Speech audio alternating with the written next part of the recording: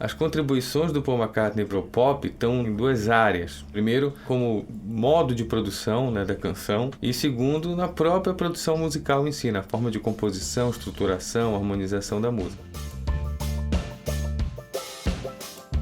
Primeiramente porque os Beatles surgem ali nos primeiros anos da década de 60, onde essa indústria ainda está em conformação, né? É uma coisa que está sendo inventada, vários mitos, lendas sobre forma de construção dessa indústria, né? Como é que a música era consumida, né? E era formatada para o mercado, né?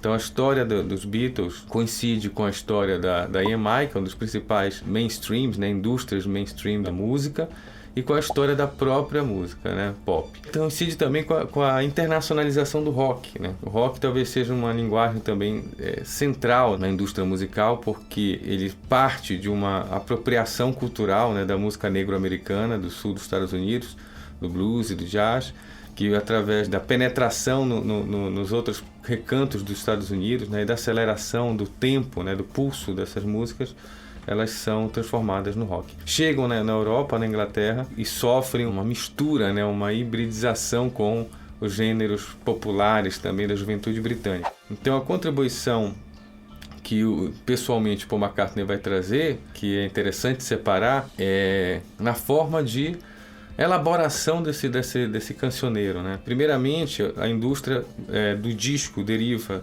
de um mecanismo de funcionamento da indústria do rádio que é já por si massificado, né? Então a forma de produção do disco nos Estados Unidos é bastante dinâmica, bastante veloz, né? Assim, a forma como você leva uma canção bruta para o estúdio, rapidamente faz uma gravação, arranjo muito direto, muito objetivo daquela canção, e ela no mesmo dia está transformada em registro, gravada num acetato, né? Isso na década de 50. Os Beatles passam por esse processo, era o processo que a indústria estava trabalhando no rádio e no disco.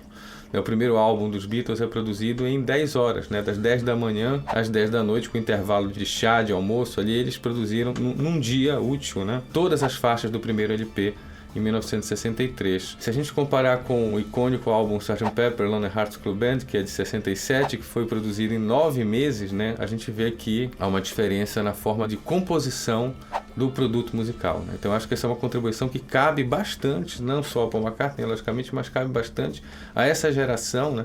Mas o Paul McCartney especialmente, da feita que os Beatles são empoderados com o mecanismo da indústria, e ele, um cara muito interessado, muito antenado, né, nos acontecimentos artísticos, ele vai, de certa forma, impor ao funcionamento até comercial da banda uma demora maior na produção dos discos. Então isso é interessante. O primeiro disco é feito com a verve dos shows ao vivo, das apresentações instantâneas, músicas de 2 minutos, às vezes 1 minuto e 40, 1 minuto e 50. Esse divisor de águas que foi o Sgt. Pepper demora com uma série de melindros e detalhes de produção técnica, então transferência de canal de uma mesa para outra, a alteração da rotação das fitas, né? Temperagem dos pianos, né, do estúdio, que são reafinados em outras vibrações, tudo isso para aproveitar a tecnologia da época dentro da produção musical. Então, no final das contas, os Beatles introduzem, pelo poder de produção de discurso que eles tinham, pela fama, né, e reconhecimento internacional, eles introduzem a bricolagem da música experimental, da música moderna para a música pop. A gente pode, dentro da história dos Beatles, atribuir essa responsabilidade ao Paul McCartney. Bem, ele e o John Lennon eram as mentes decisórias, né, do conjunto, e os dois tinham interesse nos movimentos de vanguarda. Mas o Paul, especialmente, ao contrário do que se imagina, né, quando a gente fala em história dos Beatles, o Paul especialmente tinha uma penetração maior nas vanguardas. Eles passam a morar em Londres na década de 60, no início da década de 60. Londres ainda é um centro cultural importante, muito mais do que o John Lennon, que foi morar em uma propriedade fora da cidade de Londres, né? O Paul habita no centro da cidade e mora inclusive alguns anos com a família da noiva, da namorada dele, que é uma atriz de televisão e cinema, Jane Asher. Então ele frequenta o mundo artístico da cidade, frequenta as galerias, inclusive passa a atuar como mecenas, né, e patrocinador de alguns artistas. Foi ele que patrocinou, em parte, a chegada do Jimi Hendrix para Londres, né, nesse período. Participou da suporte, inclusive, para trazer a Yoko Ono de Nova York em 1965, né, para expor na Indica Gallery em Londres. Eu até recomendaria essa leitura, porque existem vários livros hoje sobre Paul McCartney. Acabou de ser uma biografia muito importante do Philip Norman, que é um jornalista biógrafo, mas essa biografia que tem já 20 anos, do Barry Miles, um pouquinho mais de 20 anos, ela termina com a morte da esposa do Paul, da Linda, né? Essa biografia explora a miúdo a relação do Paul com a vanguarda londrina. Então o Paul McCartney é o cara que vai mais efetivamente trazer esse material da cena contemporânea para a música pop. Então é interessante da contribuição do Paul McCartney é que ele consegue, os Beatles vão conseguir de uma maneira muito rara, e isso na filosofia da arte, na filosofia da música é muito valorizado, de tão raro que eles vão conseguir introduzir um produto pop de consumo de massa da indústria cultural, do hit parade, elementos da intelectualidade artística da época, elementos da música contemporânea, elementos da filosofia da arte, elementos do experimentalismo. Há um estudo da Universidade de Berkeley, que é uma das maiores escolas de música no mundo, né, sobre o estilo composicional do John Lennon e do Paul McCartney. A conclusão desse estudo, que foi passar o repertório de um e de outro por um software que analisa o padrão composicional, foi que o John Lennon era um compositor mais conservador. Era um cara que estruturava suas composições de uma forma padronizada. Então a gente vai olhar para o John Lennon, era um roqueiro de nível, então ele tinha aquela música com a estrofe, refrão, estrofe, padrão A, B, A, né? O Paul não, o Paul construía suas músicas de formas variadas. Então na discografia do Paul McCartney, que é mais extensa, o fato de ele ter vivido o dobro da idade do companheiro John Lennon, né? A discografia dele também é muito mais variada.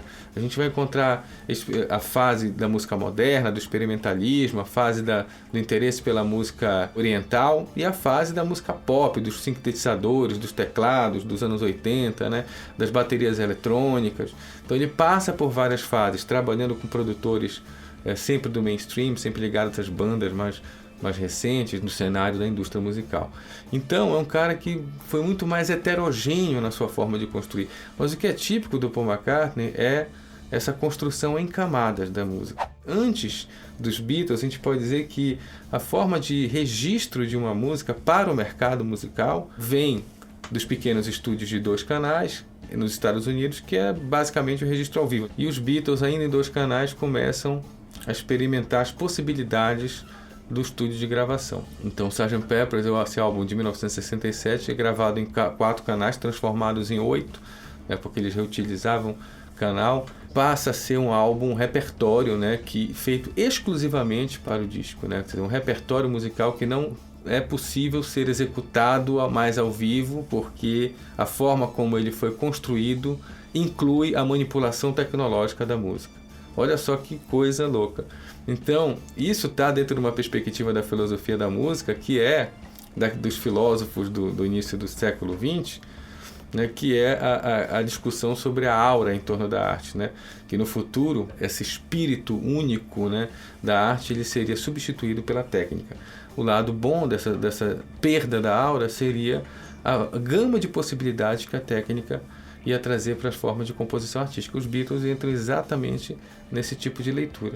Uma música que não é mais possível ser consumida de forma aurática, né, de forma espiritual, mas é muito mais aberta em possibilidades na sua forma de construção, no uso do estúdio. Então essa é uma contribuição, assim, a partir dos Beatles passa-se a gravar, pensar a composição musical pop em camadas. E isso passa a ser uma mania, né, que vira um padrão técnico, então que a gente pode atribuir aos Beatles e ao Paul, dada essa cabeça que ele tinha ligada ao mundo da arte concreta, da arte moderna, da arte contemporânea, que é uma arte da montagem, né? Então gravar uma música sobrepondo partes até que elas formem um bolo sonoro coerente, incluindo todo tipo de fonte sonora possível.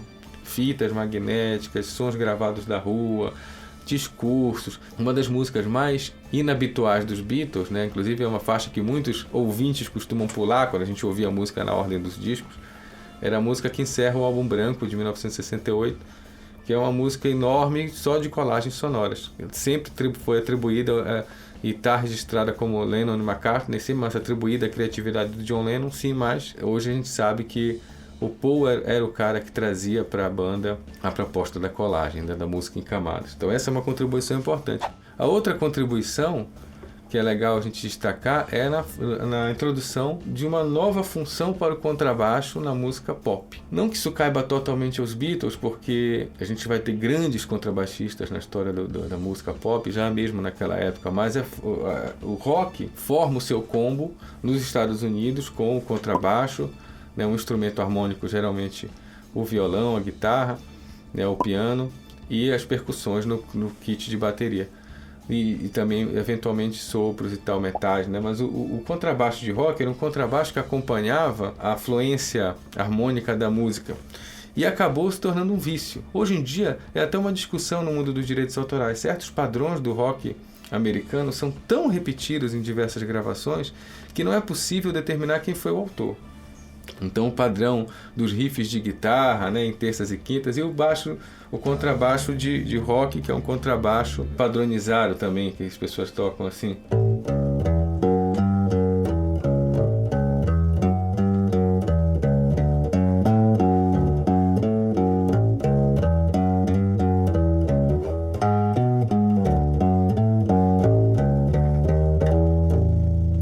Então essa padronização, tanto harmônica quanto melódica do contrabaixo, a gente vai encontrar em 70% dos rocks daquele período ou mais. Era fácil, era uma saída fácil, o baixo cumpria o padrão, uma função de caminhar nas frequências graves da harmonia da música sem sair desse quadradinho, né? Então o Paul McCartney é um cara que vai começar a introduzir novas e interessantes maneiras de apresentar o baixo. Inclusive, em 1966, é ele que pede ao engenheiro de som que aumente o volume do contrabaixo na mixagem da música, né? Que o baixo apareça, tenha uma participação protagonista no imaginário da música. A gente sabe que a música pop é feita para o ouvido médio, o ouvido que não vai ficar distinguindo se foi determinado instrumento, não. Mas o baixo começa a aparecer e o ouvido médio começa a perceber o papel do contrabaixista, né? Então, primeiro, no segundo álbum dos Beatles, o Paul McCartney faz uma coisa que as pessoas adoram hoje, até quando a gente ensina música popular para os jovens, né? Que é o chamado walking bass, né? O baixo que vai construindo uma linha melódica, às vezes cromática, ou seja, em sequência de notas, que vai passando pelos acordes, né? Então a música All My Loving é um famoso walking bass do Paul McCartney, que se você ouvindo o baixo, inclusive, ele é uma música à parte, né? Seria essa o baixo de All My Love, o comecinho.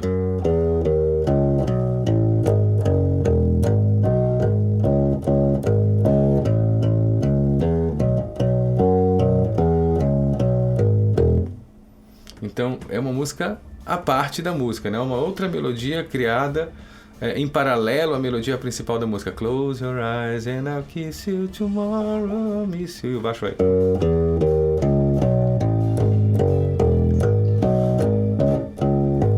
Baixo que vai andando, por isso chamam de walking bass, ele vai despencando em escala descendente pelos acordes e vai dando um certo swing para a música. Há vários walking basses no Paul McCartney, não é uma coisa que ele tenha inventado, mas é uma coisa assim que ele introduz no contrabaixo do rock, né, do pop. Penny Lane, que é uma faixa de 1967, gostaria de mostrar também, começa com walking bass, né, que assim, tocado isoladamente, a gente pensa que é outra música, né?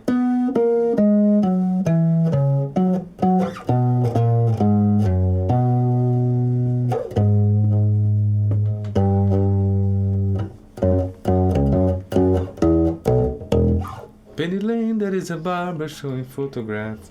E aí o baixo corre em sentido paralelo. Quando esses contrabaixos começam a aparecer na música, eles começam a ganhar importância na mixagem, na montagem da música. Então hoje quantos jovens não se interessaram pelo instrumento a partir da criatividade do Paul McCartney, que exigiu que a engenharia de som na época passasse a evidenciar esses baixos. Então, como eu disse, não é uma invenção dele, mas é um papel dele ter introduzido isso na música de massa, né? Na música pop, reconhecido aí o poder de fala. Se a gente ouve então All My Love, no primeiro que eu toquei, que está no segundo álbum do final do ano de 63, na mixagem original dessa música, lá do disco, a gente percebe muito pouco o baixo, ele está muito escondido ainda. Lá em Penny Lane ele ganha um protagonismo, em 1967, já tem uma autonomia do artista sobre a finalização do seu produto. E um dos maiores hits da carreira solo do Paul, que é de 1976, uma música de contrabaixo, né,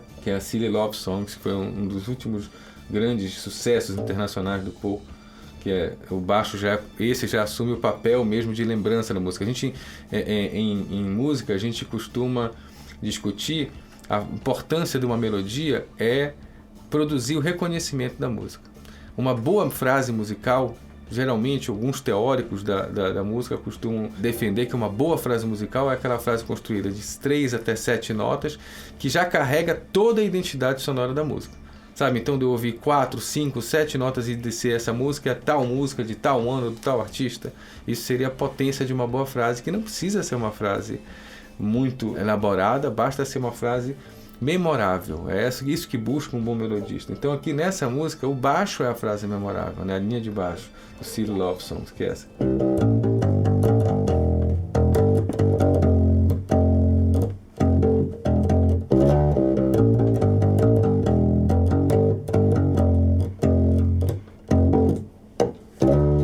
Então essa música é feita a partir da melodia do contrabaixo. Então essas são inovações, né, são contribuições do Paul McCartney para a música dentro da sua estrutura técnica de produção e dentro também da sua estrutura composicional. Essa melodia do Silly Love Songs está em 1976 dentro de um contexto maior que é a Motown nos Estados Unidos, que é a música negra americana, soul music estourando, e aí o Paul entra nessa onda, né, e leva para a música dele uma melodia, um swing inspirado na música soul negro-americana, mas já tendo trilhado uma trajetória como contrabaixista. Então, a contribuição do contrabaixo do Paul McCartney eu poderia ampliar em várias outras temáticas, o próprio timbre do instrumento, né, trazendo mais médios e agudos, tirando o baixo daquela região subterrânea, escondida do grave, gordo, né, que a gente fala. Então, baixo que aparece, né, que é ouvido pelo ouvido médio, até a protagonismo das linhas, como a gente viu, das linhas melódicas. Aos 80 anos, em plena produtividade, acabou de lançar mais um álbum, o Paul McCartney é um dos maiores compositores da indústria pop. E sim, através da sua trajetória, né, da sua participação nessa indústria, ajudou ali num momento importante da década de 60 a introduzir modos de produção que hoje são naturalizados, que hoje são utilizados por muitos artistas, né? Não só por terem se provado eficazes e interessantes ao ouvido médio, mas por terem formado uma geração e mesmo formado o modus operandi da indústria.